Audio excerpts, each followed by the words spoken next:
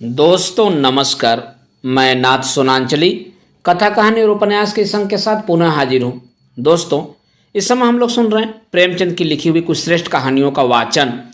इस कड़ी में आज लीजिए सुनिए प्रेमचंद की लिखी हुई एक बहुत ही प्रसिद्ध कहानी आखिरी हीला का वाचन मेरे अर्थात नाथ सोनांचली के स्वर में। यद्यपि मेरी स्मरण शक्ति पृथ्वी के इतिहास की सारी स्मरण तारीखें भूल गईं, वह तारीखें जिन्हें रातों को जागकर और मस्तिष्क को खपाकर याद किया था, मगर विवाह की तिथि समतल भूमि में एक स्तंभ की भांति अटल है। न भूलता हूँ न भूल सकता हूँ। उससे पहले और पीछे की सारी घटनाएं दिल से मिट गईं, उनका निशान तक बाकी न रहा। वह सारी अनेकता एक एकता में मिश्रित हो गई है और वह मेरे विवाह की तिथि है। चाहता हूँ उसे भूल जाऊं, मगर जिस तिथि का नित्य प्रति सुमरन किया जाता हो वह कैसे भूल जाए। नित्य प्रति सुमरन क्यों करता हूँ, यह उस विपत्ति मारे से पूछिए जिसे भगवत भजन के सिवाय जीवन के उद्धार का कोई आधार न रहा हो। लेकिन क्या मैं वैवाहिक जीवन से इसलिए भागता हूँ कि मुझ में रसिकता का अभाव है और मैं कोमल वर्ग की मोहनी शक्ति से निर्लिप्त हूँ और अनासक्ति का पद प्राप्त कर चुका हूँ। क्या मैं नहीं चाहता कि जब मैं सैर करने निकलूं तो हृदयेश्वरी भी मेरे साथ विराजमान हो। विलास वस्तुओं की दुकानों पर उनके साथ जाकर थोड़ी देर के लिए रसमय आग्रह का आनंद उठाऊं। मैं उस गर्व और आनंद और महत्व का अनुभव कर सकता हूँ जो मेरे अन्य भाइयों की भांति मेरे हृदय में भी आंदोलित होगा। लेकिन मेरे भाग्य में वह खुशियाँ, वह रंगरेलियाँ नहीं हैं, क्योंकि चित्त का दूसरा पक्ष भी तो देखता हूँ। एक पक्ष जितना ही मोहक और आकर्षक है, दूसरा उतना ही हृदय विदारक और भयंकर। शाम हुई और आप बदनसीब बच्चे को गोद में लिए तेल या ईंधन की दुकान पर खड़े हैं। अंधेरा हुआ और आप आटे की पोटली बगल में दबाए गलियों में यूं कदम बढ़ाए हुए निकल जाते हैं मानो चोरी की है। सूर्य निकला और बालकों को गोद में लिए होम्योपैथ डॉक्टर की दुकान में टूटी कुर्सी पर आरूढ़ हैं। किसी खोंचे वाले की रसीली आवाज़ सुनकर बालक ने गगनभेदी विलाप आरंभ किया और आपके प्राण सूखे। ऐसे बापों को भी देखता हूँ जो दफ्तर से लौटते हुए पैसे दो पैसे की मूंगफली या रिवड़ियाँ लेकर लज्जास्पद शीघ्रता के साथ मुंह में रखते चले जाते हैं कि घर पहुँचते पहुँचते बालकों के आक्रमण से पहले ही यह पदार्थ समाप्त हो जाए। कितना निराशाजनक होता है यह दृश्य जब देखता हूँ कि मेले में बच्चा किसी खिलौने की दुकान के सामने मचल रहा है और पिता महोदय ऋषियों की सी विद्वता के साथ उनकी क्षण भंगुरता का राग आलाप रहे हैं। चित्र का पहला रूप तो मेरे लिए एक मदन स्वप्न है, दूसरा रूप एक भयंकर सत्य। इस सत्य के सामने मेरी सारी रसिकता अंतर्ध्यान हो जाती है। मेरी सारी मौलिकता, सारी रचनाशीलता इसी दाम्पत्य के फंदों से बचने में प्रयुक्त हुई है। जानता हूँ जाल के नीचे जाना है, मगर जाल जितना ही रंगीन और ग्राहक है, दाना उतना ही घातक और विषैला।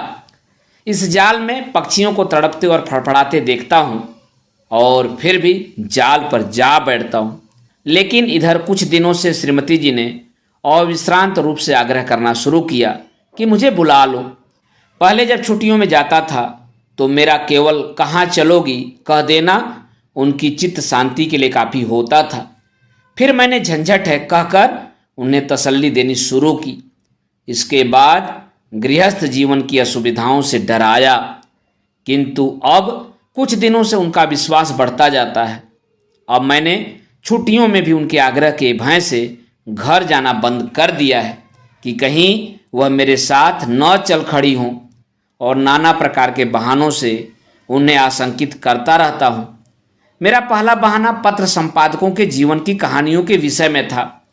कभी 12 बजे रात को सोना नसीब होता है, कभी रतजग्गा करना पड़ता है, सारे दिन गली गली ठोकरें खानी पड़ती हैं। इस तरह तुर्रा यह कि हमेशा सिर पर नंगी तलवार लटकती रहती है। न जाने कब गिरफ्तार हो जाऊं, कब जमानत तलब हो जाए। खुफिया पुलिस की एक फौज हमेशा पीछे पड़ी रहती है। कभी बाजार में निकल जाता हूँ तो लोग उंगलियां उठाकर कहते हैं वह जा रहा है अखबार वाला।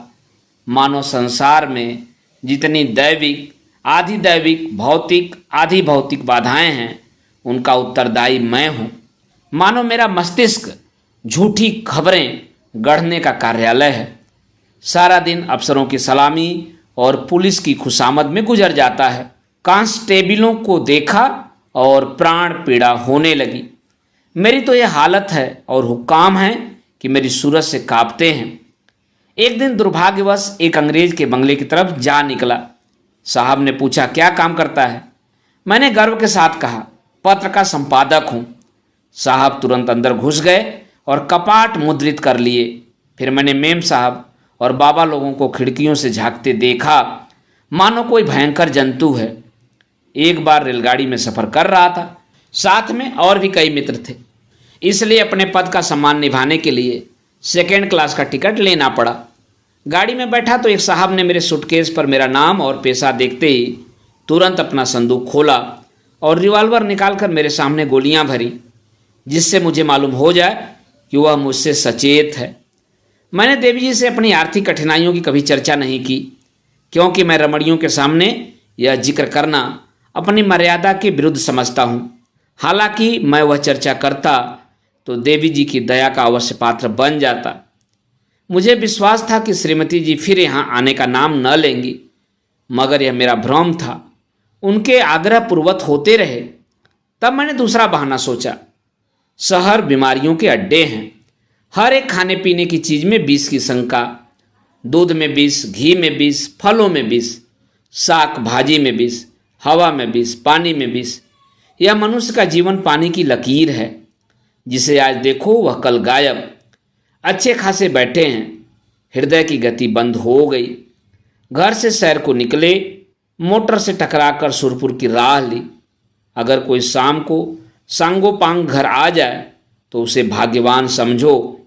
मच्छर की आवाज़ कान में आई, दिल बैठा। मक्खी नजर आई और हाथ पांव फूले। चूहा बिल से निकला और जान निकल गई। जिधर देखिए यमराज की अमलदारी है। अगर मोटर और ट्राम से बचकर आ गए तब मच्छर और मक्खी के शिकार हुए। बस यही समझ लो कि मौत हरदम सिर पर खेलती रहती है। रात भर मच्छरों से लड़ता हूँ, दिन भर मक्खियों से। नन्ही सी जान को किन किन दुश्मनों से बचाऊं। सांस भी मुश्किल से लेता हूँ कि कहीं क्षय के कीटाणु फेफड़े में न पहुँच जाएं। देवी जी को फिर भी मुझ पर विश्वास न आया। दूसरे पत्र में फिर वही आरजू थी। लिखा था, तुम्हारे पत्र ने अब एक और चिंता बढ़ा दी। अब प्रतिदिन पत्र लिखा करना। मैं एक न सुनूंगी और सीधे चली आऊंगी। मैंने दिल में कहा, चलो सस्ते छूटे, मगर यह खटका लगा हुआ था कि न जाने कब उन्हें शहर आने की सनक सवार हो जाए। इसलिए मैंने तीसरा बहाना सोच निकाला। यहाँ मित्रों के मारे नाको दम रहता है। आकर बैठ जाते हैं तो उठने का नाम भी नहीं लेते, मानो अपना घर बेच आए हैं। अगर घर से टल जाओ तो आकर बेधड़क कमरे में बैठ जाते हैं और नौकर से जो चीज़ चाहते हैं उधार मंगवा लेते हैं। देना मुझे पड़ता है। कुछ लोग तो हफ्तों पड़े रहते हैं, टलने का नाम ही नहीं लेते। रोज़ उनकी सेवा सत्कार करो, रात को थिएटर और सिनेमा दिखाओ, फिर सवेरे तक ताश या शतरंज खेलो। अधिकांश तो ऐसे हैं जो शराब के बगैर जिंदा ही नहीं रह सकते। अक्सर तो बीमार होकर आते हैं, बल्कि अधिकतर बीमार ही आते हैं। अब रोज़ डॉक्टर को बुलाओ, सेवा शुश्रूषा करो, रात भर सिरहाने बैठे पंखा झलते रहो। उस पर यह शिकायत भी सुनते रहो कि यहाँ कोई हमारी बात भी नहीं पूछता।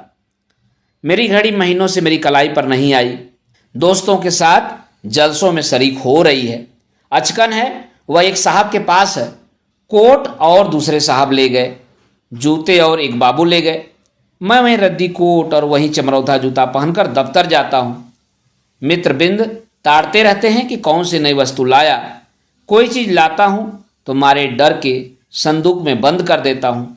किसी की निगाह पड़ जाए तो कहीं न कहीं न्योता खाने की धुन सवार हो जाए। पहली तारीख को वेतन मिलता है तो चोरों की तरह दबे पांव घर आता हूँ कि कहीं कोई महाशय रुपयों की प्रतीक्षा में द्वार पर धरना जमाए न बैठे हों। मालूम नहीं उनकी सारी आवश्यकताएं पहली तारीख की बाट क्यों जो होती रहती हैं। एक दिन वेतन लेकर 12 बजे रात को लौटा। मगर देखा तो आधे दर्जन मित्र उस वक्त भी डटे हुए थे। माथा ठोक लिया, कितने ही बहाने करूं, उनके सामने एक नहीं चलती। मैं कहता हूं घर से पत्र आया है, माताजी बहुत बीमार हैं। जवाब देते हैं, अजी बूढ़े इतनी जल्दी नहीं मरते, मरना ही होता तो इतने दिन जीवित क्यों रहती, देख लेना 2-4 दिन में अच्छी हो जाएंगी। और अगर मर भी जाएं तो वृद्धजनों की मृत्यु का शोक ही क्या, वह तो और खुशी की बात है। कहता हूँ लगान का बड़ा तकाजा हो रहा है। जवाब मिलता है, आजकल लगान तो बंद हो ही रहा है, लगान देने की जरूरत ही नहीं रही। अगर किसी संस्कार का बहाना करता हूँ तो फरमाते हैं, तुम भी विचित्र जी हो, इन कुप्रथाओं की लकीर पीटना तुम्हारी शान के खिलाफ है। अगर तुम उनका मूल्योच्छेदन करोगे तो वह लोग क्या आकाश से आवेंगे? गरज यह कि किसी तरह प्राण नहीं बचते। मैंने समझा था कि हमारा यह बहाना निशाने पर बैठेगा। ऐसे घर में कौन रमणी रहना पसंद करेगी जो मित्रों पर ही अर्पित हो गया हो। किंतु मुझे फिर भ्रम हुआ, उत्तर में फिर वही आग्रह था। तब मैंने चौथा हीला सोचा, यहाँ के मकान हैं कि चिड़ियों के पिंजरे, न हवा न रोशनी, वह दुर्गंध उड़ती है कि खोपड़ी भन्ना जाती है। कितने ही के तो इसी दुर्गंध के कारण विसूचिका, टाइफाइड, यक्ष्मा आदि रोग हो जाते हैं। वर्षा हुई और मकान टपकने लगा। पानी चाहे घंटे भर बरसे, मकान रात भर बरसता रहता है। ऐसे बहुत कम घर होंगे जिनमें प्रीत बाधाएं न हों। लोगों को डरावने स्वप्न दिखाई देते हैं, कितनों को ही उन्माद रोग हो जाता है। आज नए घर में आए, कल ही उसे बदलने की चिंता सवार हो गई। कोई ठेला असबाब से लदा हुआ जा रहा है, कोई आ रहा है, जिधर देखिए ठेले ही ठेले नजर आते हैं। चोरियां तो इस कसरत से होती हैं कि अगर कोई रात कुशल से बीत जाए तो देवताओं की मनौती की जाती है। आधी रात हुई और चोर चोर, लेना लेना की आवाज़ें आने लगी। लोग दरवाजों पर मोटे मोटे लकड़ी के फट्टे या जूते या चिमटे लिए खड़े रहते हैं। फिर भी चोर इतने कुशल हैं कि आंख बचाकर अंदर पहुंच ही जाते हैं। एक मेरे बेतकल्लुफ दोस्त हैं, स्नेहवश मेरे पास बहुत देर तक बैठे रहते हैं। रात अंधेरे में बर्तन खड़के तो मैंने बिजली की बत्ती जलाई, देखा तो वही महाशय बर्तन समेट रहे हैं। मेरी आवाज़ सुनकर जोर से कहा मारा और बोले, मैं तुम्हें चकमा देना चाहता था। मैंने दिल में समझ लिया, अगर निकल जाते तो बर्तन आपके थे, जब जाग पड़ा तो चकमा हो गया। घर में आए कैसे थे यह रहस्य है। कदाचित रात को ताश खेल कर चले तो बाहर जाने के बदले नीचे अंधेरी कोठरी में छिप गए। एक दिन एक महाशय मुझसे पत्र लिखाने आए। कमरे में कलम दवात न थी, ऊपर के कमरे से लाने गया।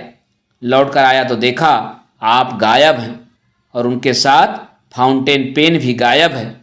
सारांश यह कि नगर जीवन नरक जीवन से कम दुखदायी नहीं है, मगर पत्नी जी पर नागरिक जीवन का ऐसा जादू चढ़ा हुआ है कि मेरा कोई बहाना उन पर असर नहीं करता। इस पत्र के जवाब में उन्होंने लिखा, मुझसे बहाना करते हो, मैं हरगिज न मानूंगी, तुम आकर मुझे ले जाओ। आखिर मुझे 5वां बहाना करना पड़ा। यह खोचे वालों के विषय में था। अभी बिस्तर से उठने की नौबत नहीं आई कि कानों में विचित्र आवाज़ें आने लगीं। बाबुल के मीनार के निर्माण के साथ ऐसी निरर्थक आवाज़ें न आई होंगी। वह खोचे वालों की शब्द कीड़ा है। उचित तो यह था कि यह खोचे वाले ढोल मजीरे के साथ लोगों को अपनी चीज़ों की ओर आकर्षित करते, मगर इन अवधि अक्ल वालों को यह कहाँ सूझती है।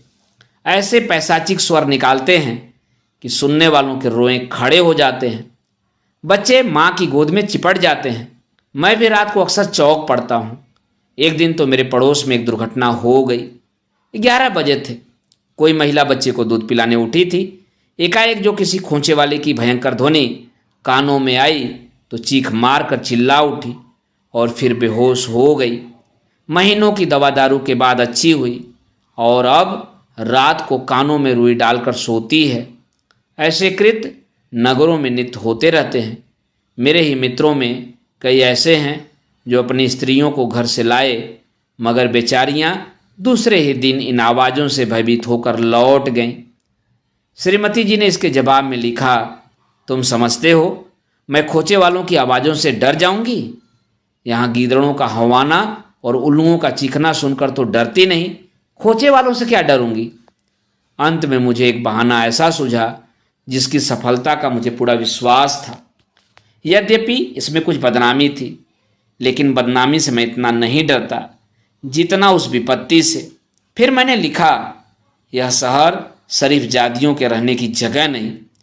यहाँ की महरियाँ इतनी कटुभाषणी हैं कि बातों का जवाब गालियों से देती हैं, और उनके बनाव श्रृंगार का क्या पूछना।